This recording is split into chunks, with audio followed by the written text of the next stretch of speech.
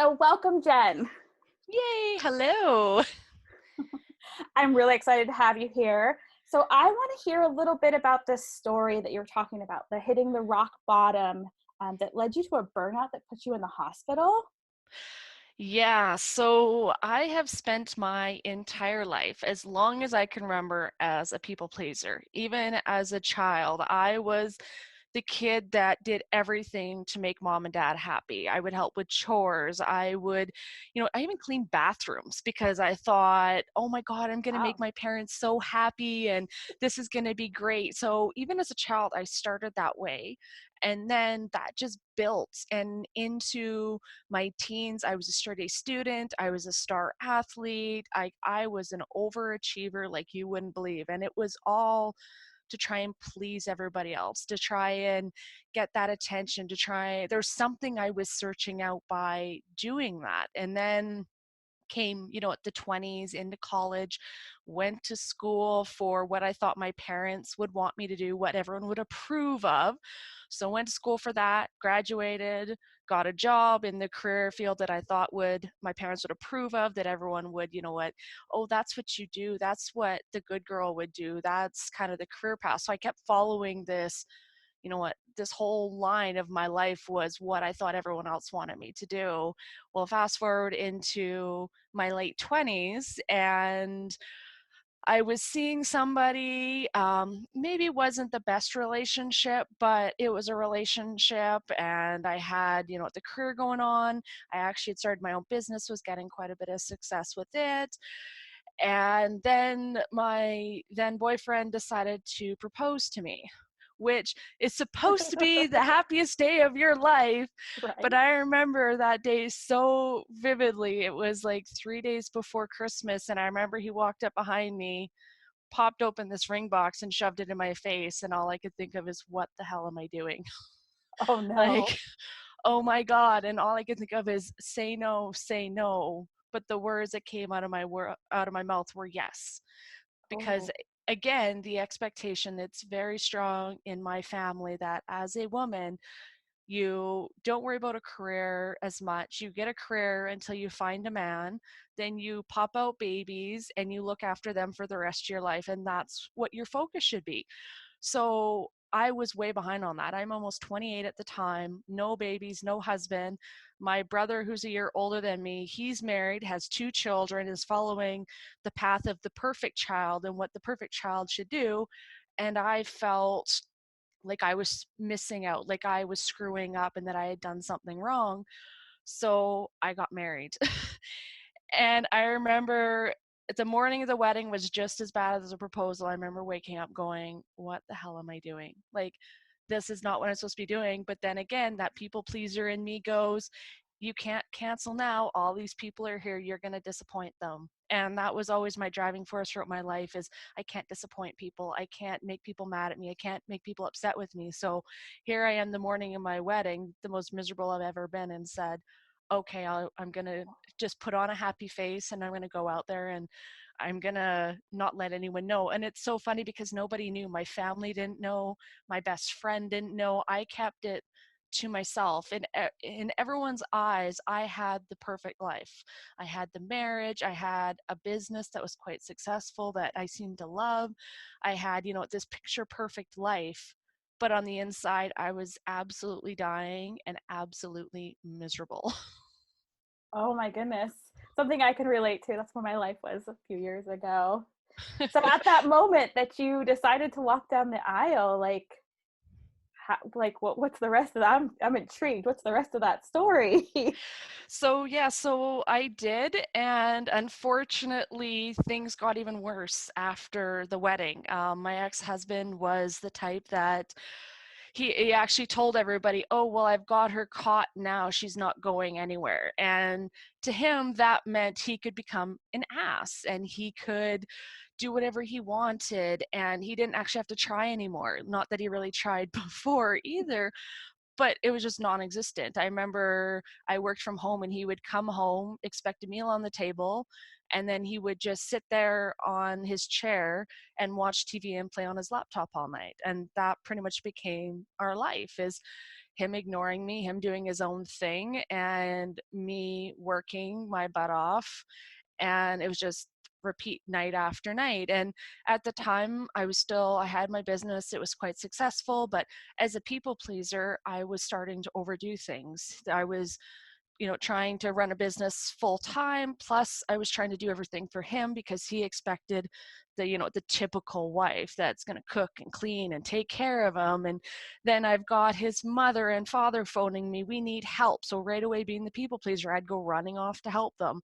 But then I'd come home and all of a sudden my work hadn't been done. So I'd stay up till 11, 12 o'clock getting my client work done. And then I'd go to bed, get up, at 5, 6 hours sleep, start all over again. And then a crisis would happen and this person needed me and that person needed me. And pretty soon, it was 3 hours of sleep. And pretty quickly, I was starting to get burnt out between the mental exhaustion from a horrible relationship to overworking myself and everything. I started getting really sick and I didn't know what was going on.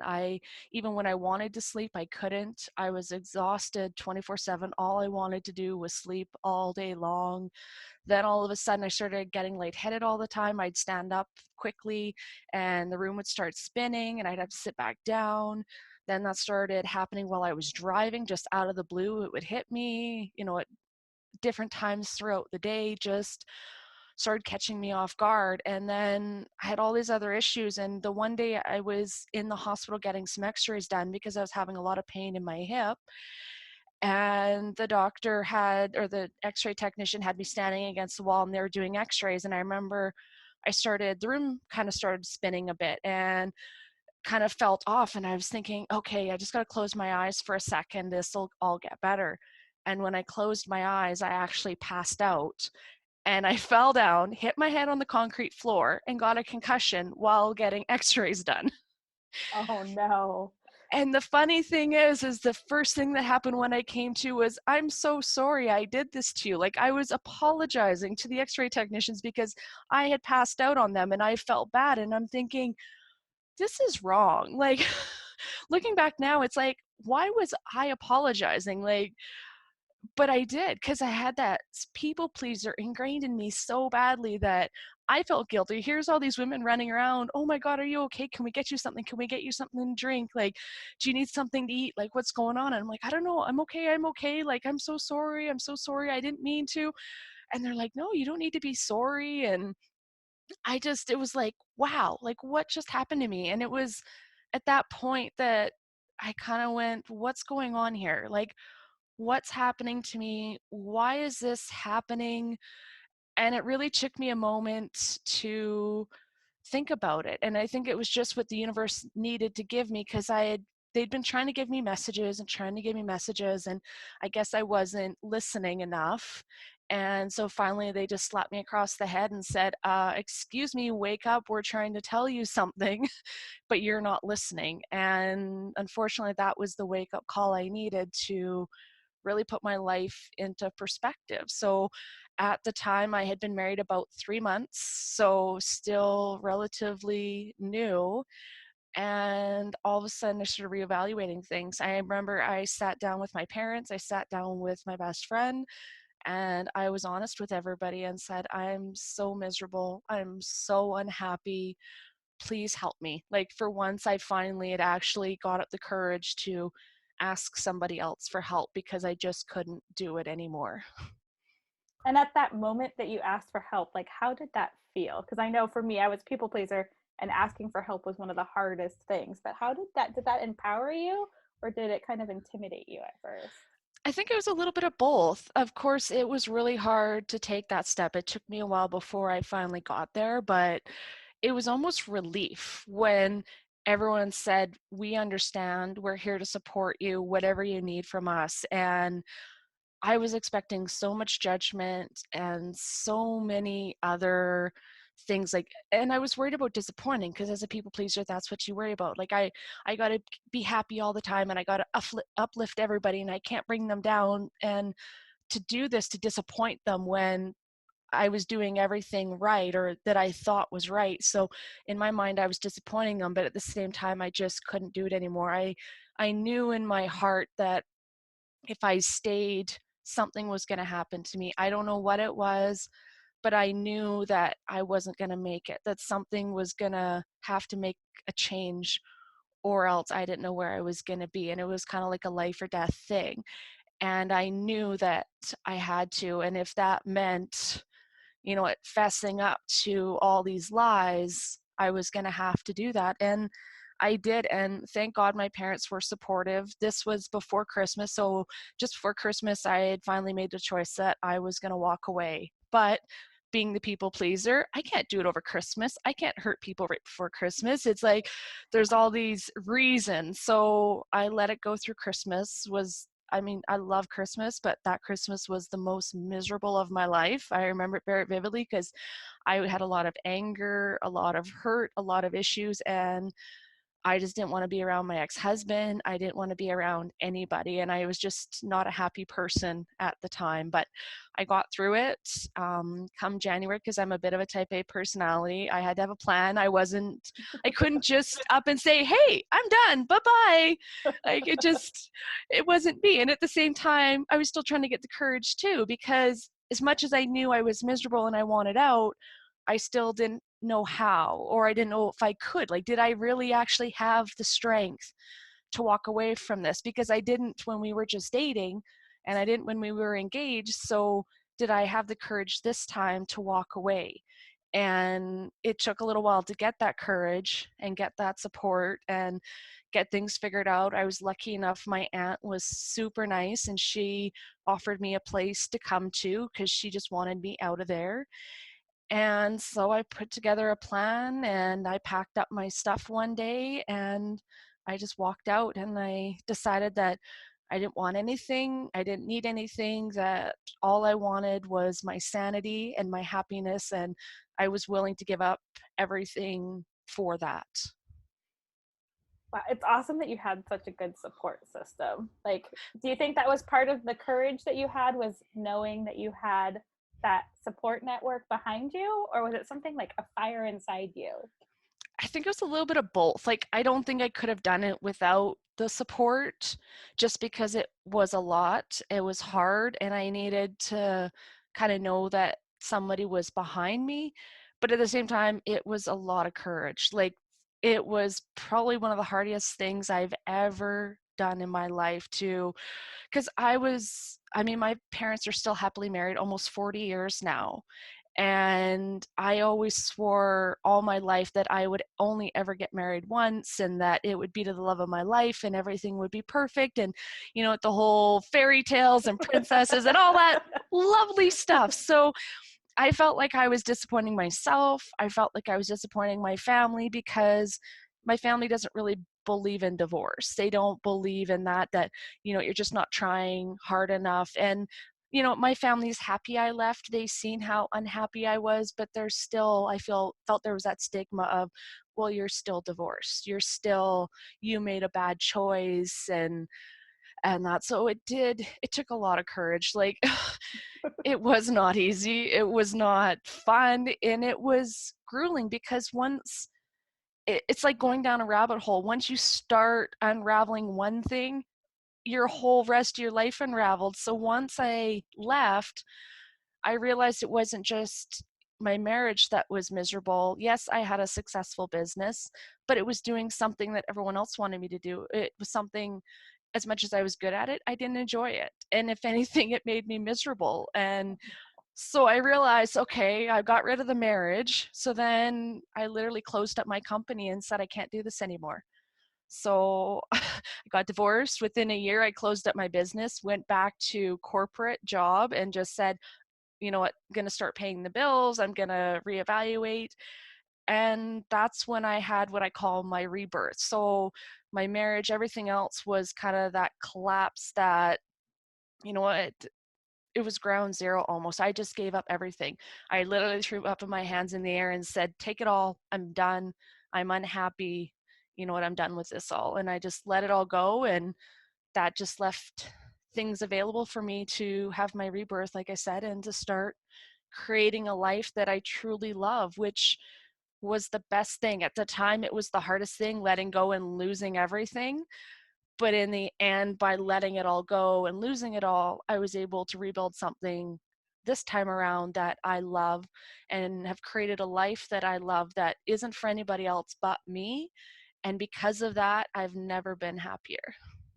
That's awesome. And I bet that when you work with clients, they can feel that happiness. Oh yes, like I radiate it. Like I've always been the one with the smile on your face, and even as a kid, my nickname was Smiley, and I was always the one cheering everybody else up, but you could tell there was something else going on there. And now it's this genuine happiness. Like I truly do love my job. I truly do love my life. It's not just a fake happiness. It's not a putting on a show, because like I tell everybody, I had a picture perfect life. Everybody was so envious of me, and everyone, oh my God, you've got the husband, you've got this business, you've got everything you've ever wanted. You're so lucky. And all I could do was feel guilt, because all I could think of was, oh my God, I am a bad person because I'm miserable. Like everybody thinks I have the best life and I don't, and I'm miserable. There must be something wrong with me. No, and I feel that's a lot of our society and culture right now, is that we see, like in social media, you see these like the perfect part of your lives, but we don't get to see that back end of everybody else's life. And I feel like the back end is important. We, Yeah, we we're all don't. comparing ourselves to like fake, basically.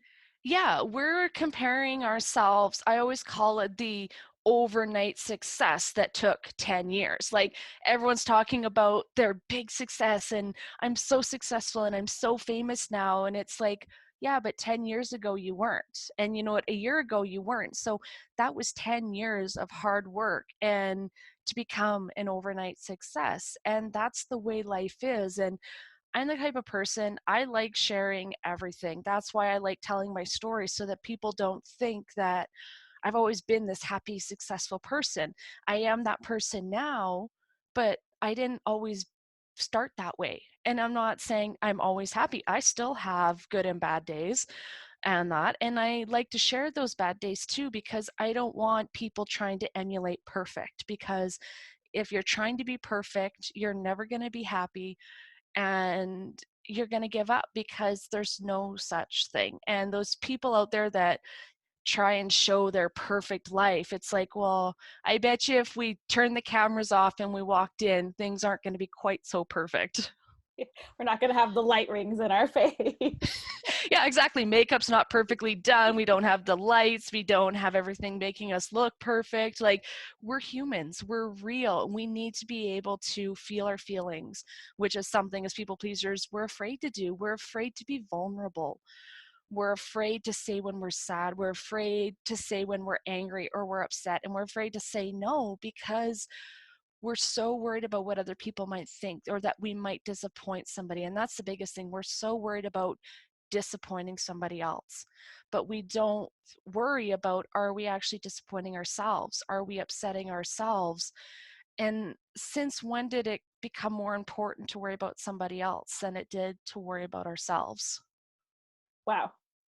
I think we just need to sit with that for a minute. That's like, yes, we just need to worry about ourselves. If we love ourselves, if we worry about ourselves, everything else kind of falls into line. That's, you only take away one thing from this story in this episode, take that away, is be with yourself. Like, love yourself. Exactly. You are at your best when you love yourself, when you are at your best. Like when your cup is full, you have more to give, and you have more profound wisdom to give, because if you're always exhausted, if you're always angry, if you're always depleted, how much more can you give?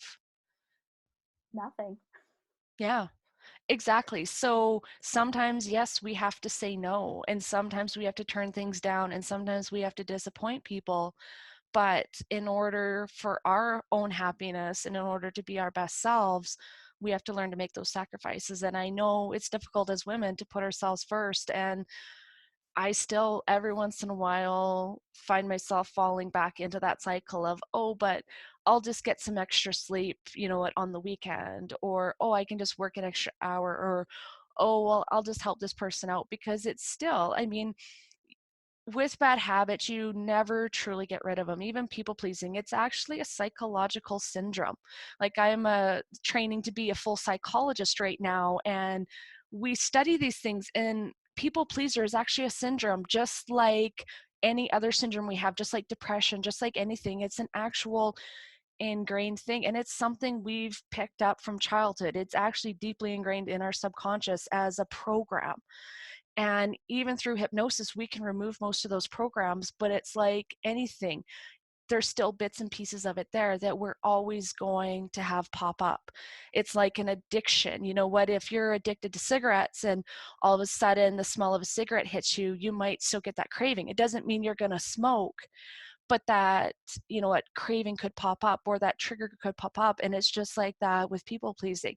Things can still trigger you, but it's recognizing those triggers. Like now, especially like my mom is my biggest trigger. I admit it fully. I love my mother to death. We have a great relationship, but she is one of the people that when it comes to people pleasing, she just gets under my skin. Like she liked the old me. It took a lot of work to set boundaries with her, and she still likes to push my boundaries and she still likes to test them. And every once in a while I somehow let her in, and then I got to back up and be like, hey, like, come on, I've told you this before, you know, you're not allowed to do this, and I gave you a little leeway, and you're gonna have to stop again. And it's work. It's not something that, you know what, I'm never going to have to think about. It's not something that's going to go away overnight, but it's worth it. It's the once in a while when it pops up, the things that trigger me, the little things here and there that come up.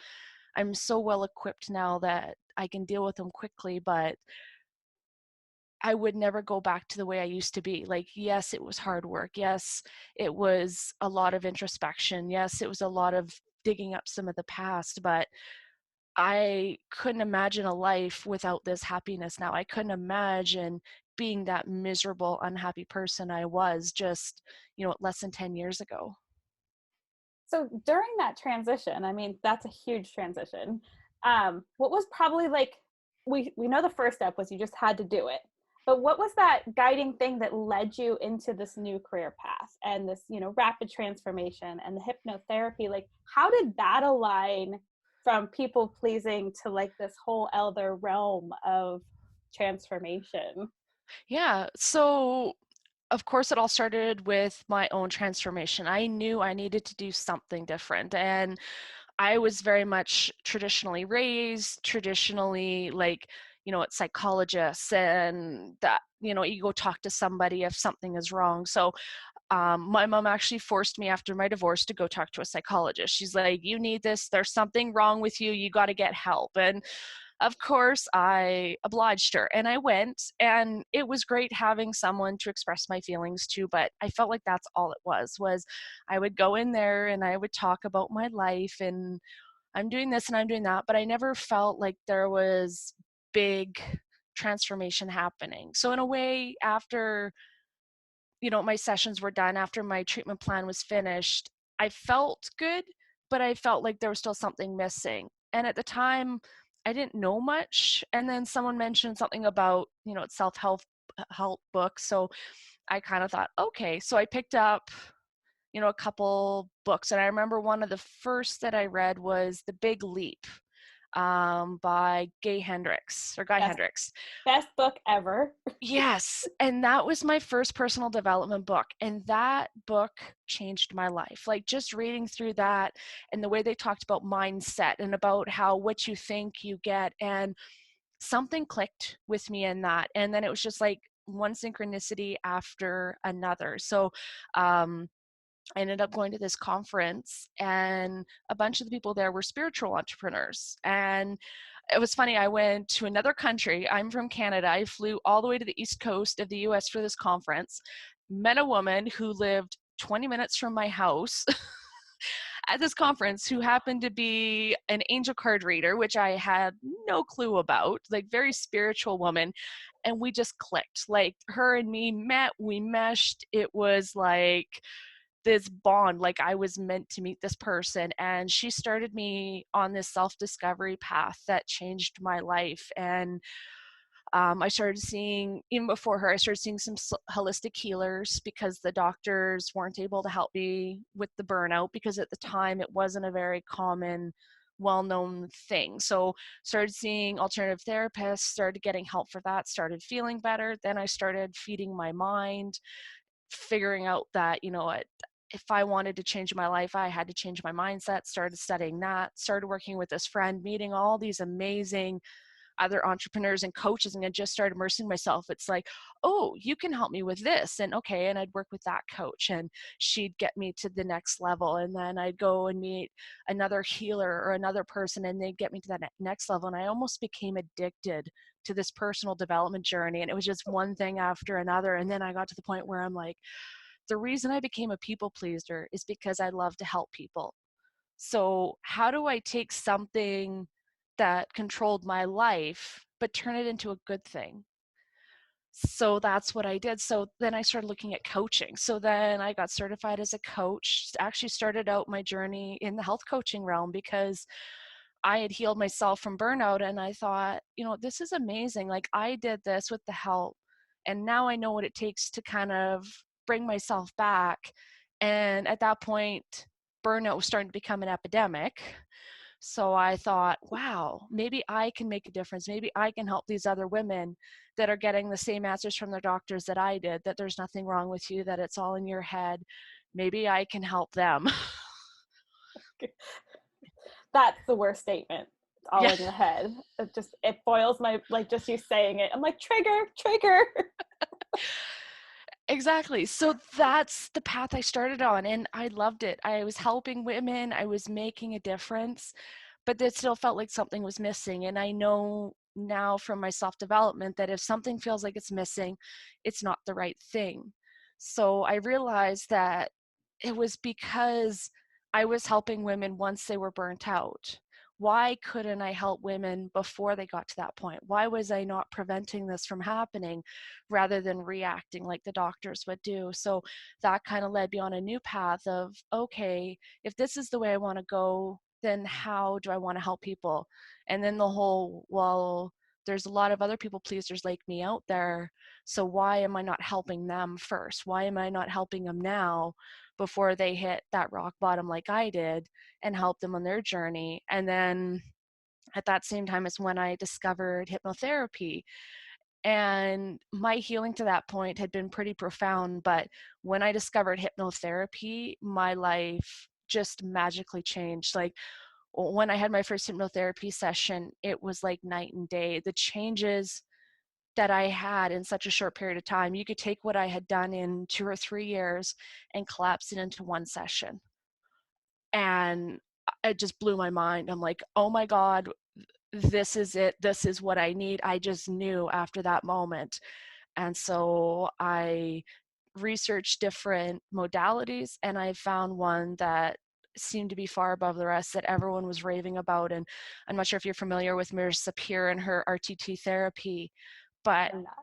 oh, it was phenomenal. So I discovered that. I had a couple RTT sessions, and like, even more profound than the first hypnotherapy session I'd got. It was just like mind blowing. And I'm like, I need this. This is me. There was a reason I was led to this path. So I took the leap, I made the investment, and I got certified. I took the courses, and it's just amazing the transformations people get. And it lights me up every time a client calls me and says, oh my God, I can't believe you fixed that. I thought I was gonna be fighting this battle for the rest of my life, and it's like night and day in one session. Like, it just so transformational so quickly, and they're just like, what happened? What'd you do? How did this happen? I was expecting to have this for the rest of my life, and just doing that lights me up so much and makes me feel so good. And as a people pleaser, that's how I get fulfilled now, is it's knowing that, yes, I'm giving of myself, but it's a way that's healthy, and it's a way that makes me feel good, and that I can give back without taking from myself. And that to me couldn't be a better gift. Yeah. And if you could see the smile on her face right now, you'd see like how much it really does light her up. I just wanted to share that because you can't see it on audio, but I mean, the smile is like ear to ear. It's great. I thought I'd point that out because you mentioned like how much it lights you up. It really does light her up. Thank and you. and I love hypnotherapy. I mean, there's a lot of people. I mean, I don't know if while you were going through this with a traditional family, I had hypnotherapy save my life, literally saved my life because of a depression that I got into. But a lot of my family didn't believe in it, so I had to, not only was I fighting what I had, I was fighting this image that my family was telling me, like, it's all in your head, just as you're going to a quack, like all these other things. Did you have any of that with a traditional family come up? Or was Oh, it pretty all the clean? time. Oh yeah, my mom thought I was going off the deep end, like everything, like when I started down that spiritual path, she just was like, "What the hell are you doing? Like, what's with these self-help books? What's with this hypnotherapy?" Like everything she questioned. All my family did, my friends. I lost a lot of friends in that transition, not just because of my ex-husband. I mean, he was part of it because he pretty much told everybody when I left him that you have to choose, and she's an evil, you know what, Yeah. and you don't want to choose her. So I lost a lot of friends there. But then I started to grow, and I actually even lost my best friend out of the deal because I realized that she was only there because I was a people pleaser. As much as I thought she was my best friend, she really wasn't.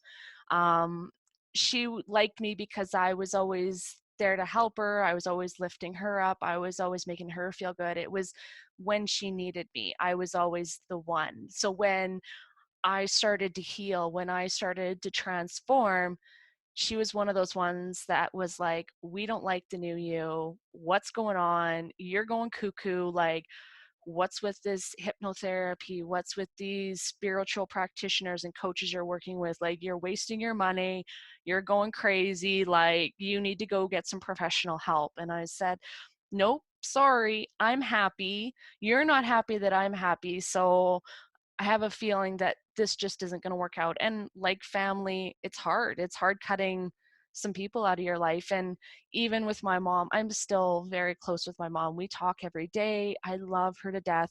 She has a lot of her own issues, and I don't take that against her, but she's a bit of a guilt person. She loves to use guilt as a control mechanism. And for a people pleaser, that is hard. And she still does, but with the help of the hypnotherapy, with the help of the coaching, I was finally able to put up those boundaries I needed to with her and kind of tell her, like, "Hey, I understand you don't understand what I'm doing. You don't believe in these things. You think some of it's cuckoo and I'm just wasting my money. But do you know what? It's my money. It's my life. And if I feel good about it and I'm happier, isn't that the only thing that matters?"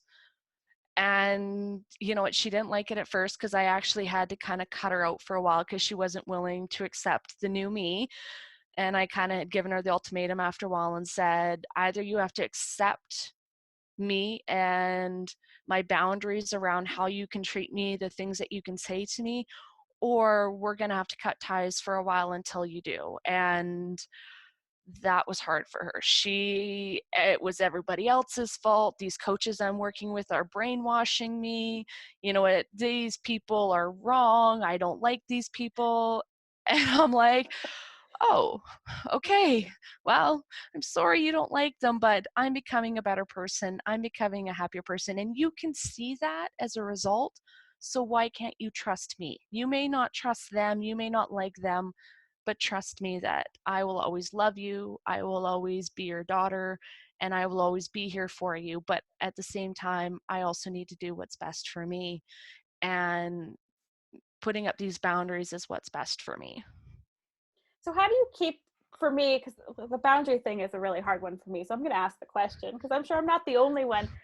I find myself, I'm like, I'm setting boundaries. I am setting boundaries. And then like those old habits do come in. What is like something that you do so that all of a sudden it's not like 2 days into it, you've done all these things for other people that you didn't even want to do in the first place? Like, how do you like catch yourself in that moment so you don't go back to those people pleasing tendencies? Yeah, so I found some things that really work for me is anytime anyone asks me to do anything, I kind of ask myself some simple questions. Do I really want to do it? Does it light me up?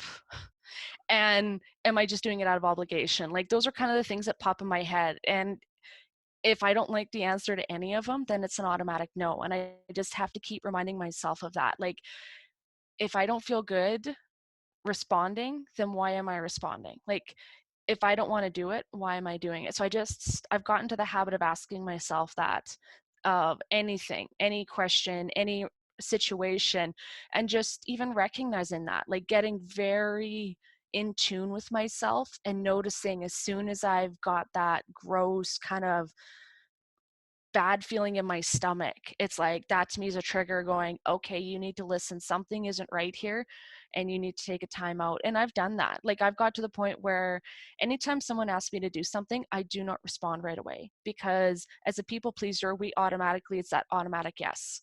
And the best thing you can do is say, I will think about it. Ooh. And so that, yeah, and then you really do, then you ask yourself those questions. Is this something I truly want to do? Is this something that feels good to me? And if the answer is no, then don't do it, and just tell people that. And when you start taking that time, you allow yourself that opportunity to stand in your power. And the more you do it, the more easier it becomes. Like every time you say no, those no's start to feel amazing. And then you've got this time and this energy, and you're like, oh my God, like I feel so good. I've got, an extra hour in the day. What am I going to do with myself? And you get more sleep and you start feeling good. And pretty soon you love that feeling so much that you don't want to give that feeling up. And so I always tell people, focus on what you want, focus on how you want to feel, and always make that top of your mind. And that will help prevent you to go back to the way you used to be. I love that. Focus on you. Yeah, Always back to the focus on you and ask exactly. yourself, I'm going to have to use that. Let me think about it. Yeah. Just let me think about it. Yeah, nobody needs an answer right away. And if they do, then they're just trying to pressure you. And I always say, if people are trying to pressure you, then just say no. That's become my automatic response is if someone pressures me that they want an answer right away, sorry, if you need an answer right now, I guess it's going to be no. I absolutely love that. That makes my heart so happy. I know what I'm going to start doing. Be prepared, everyone. It's funny because a few years ago, Shonda Rhimes come out with a book and it was the year of the yes, or it was this big thing a few years ago, the year of the yes, saying yes. And to me, that was the year I reversed it and I said, it's the year of the no, that I'm going to say no to everything except for the things that really light me up. And as a people pleaser, that's the way you should do it, is be the year of the no. Any request, anything anyone asks of you, say no, and then think about it. And then if you really want to do it, then go for it. But otherwise, start saying no to everything, or at least taking time to think about it before you start with those automatic yeses, because that's when you start feeling resentful and getting angry and that whole build up emotions that we don't let out until all of a sudden one day we explode. And it's usually on someone who doesn't deserve it because we've got all those emotions and we feel safe with that person. And then that person goes, oh my God, what did I do wrong? And then you're like, oh, I'm so sorry. And then you feel bad and then you feel guilty. And then you get back in that cycle of, oh my gosh, until it builds up again. And then you explode on somebody else again. I call it my emotional volcano. And it happens to us. And the poor person that gets the brunt of it is usually not somebody who deserves it. Isn't that the truth? Oh my goodness. Yeah. It just brings so many memories back. I'm like, oh, I'm so sorry. I'm sorry, everyone. But I love Oh, that. And no can be a complete statement. Like that was one of the hardest things for me was learning like when you say no, you don't have to over explain your no. Like no is enough. No is everything. Like no. yeah. And I had the exact same problem. I thought I had to explain myself, like, no, I'm sorry, and give an excuse or do something. And now I just say no. And if people ask why, I just don't want to, or I don't have time. I don't have to give them that excuse anymore. No is an okay answer. I love that. Put yourself first and say no and just leave it at that. Yeah. So totally off topic, but I know that you're also a horse lover, and I know that animals have been a big part of my healing journey. And I know that's something that someday you want to bring in. Is I just want to know, like, has have like animals helped you through some of these transitions, like just in a way of being there, or you Oh know? yeah. Yeah, I've been around horses. I could ride before I could walk. So growing up, that was the only thing that kept me sane, like with the struggles that I had, because with the people pleasing, it could really bring me into some really low lows. And back then, I didn't want to admit to the word depression because back in those days, there was such a stigma around it. And to have those feelings, that was just horrible. And I know now that I had some depressive thoughts. I had those low lows that I didn't know how to explain. And horses were my escape. Like when I had those bad days, when I had those feelings, I would disappear and I would go spend time with my horses, either go riding, just sit with them out in the pasture, whatever it was. And there was something about the animals that kept me going. And I swear that if it wasn't for them, I never would have made it as far as I did in life. That I may not be here, I don't know, but animals were such a huge part of my transformation. And even just to keep me going for as long as I had the way I was, because they always listened. Like that was, I always called my horse was my best friend. I literally would sit with my horse for hours and just let it all out. Everything I needed to say, everything I'd been holding in, I just talked to them. And I'd go riding, and I lived in the mountains, so I could just disappear into the trees, and it was so peaceful and so tranquil.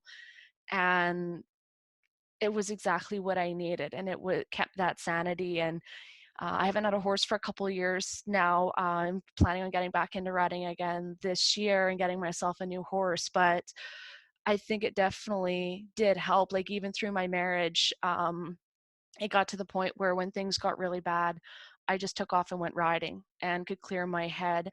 And even though I don't have horses now, I've always been a dog person too. And I have, it's funny, if you follow me on any of my social media, Daisy, my dog, is, I call her my business partner because she's everywhere, because she literally is like my kid. She goes everywhere with me. Everyone laughs. She's always in my vehicle. She sits like a human in the passenger seat.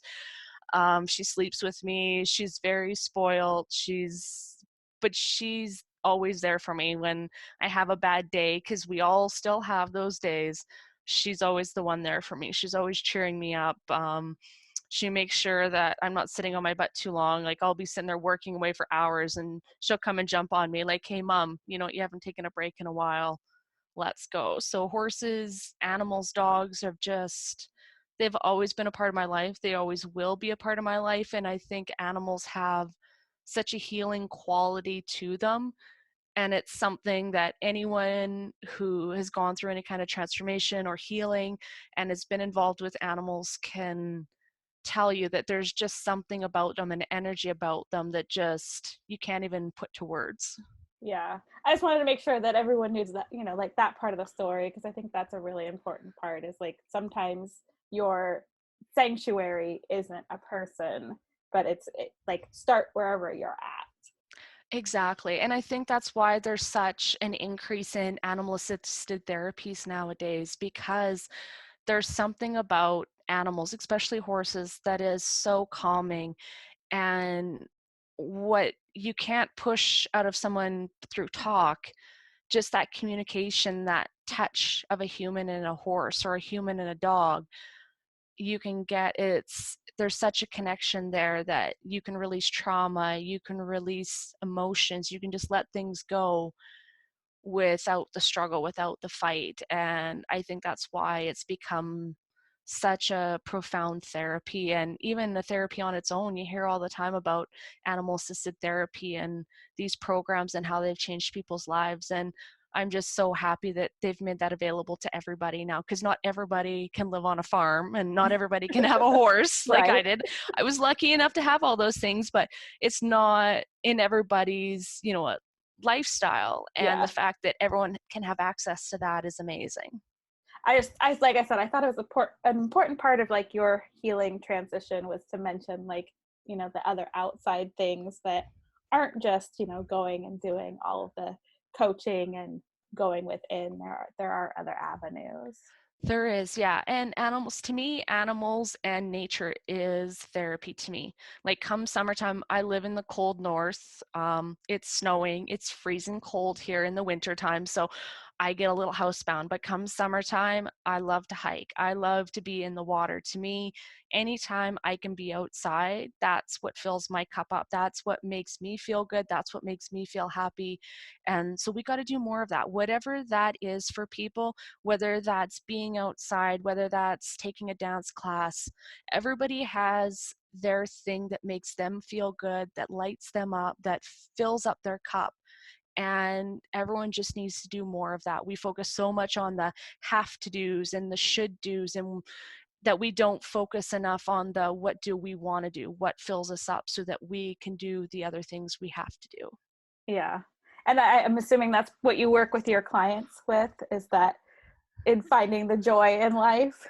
Yes, yes. Getting rid of the shoulds and that quit shoulding on yourself and start focusing on your happiness and finding, because a lot of times as people pleasers, we don't even know what makes us happy. We don't know what we like. We don't know what we, want to do because we've done everything for everybody else that we don't even know what our own choices are. So it's discovering what actually lights you up, what makes you happy, and then focusing on that happiness and building your life around that and building that life that you can't, wait to wake up to every morning. Sign me up. I want all that. Yeah.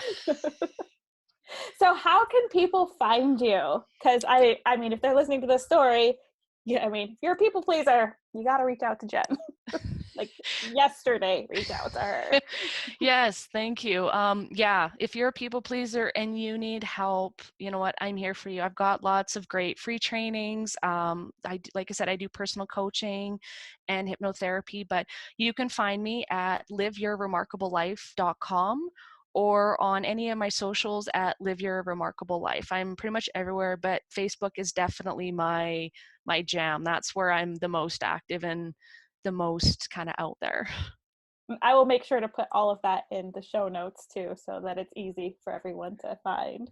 Perfect. Yeah, I love that. Yeah, I love connecting with people. I love meeting people from all around the world and connecting with them and just chatting with them. I am a people person. I am an extrovert and I love chatting with people, meeting new people, talking. So feel free to send me a message, to chat me up anytime. That just makes me feel so good and makes me happy. I love that. So what's the one thing you want to leave everyone with today? Focus on your happiness, because when you're happy, everybody else around you is happy. I mean, what a note to leave on. So thank you so much for your time and being here and sharing your story. I mean, I'm empowered. I can't wait to put a lot of new things into action. Thank you so much for having me. I just love this. It was such a great interview and yeah, I'm excited.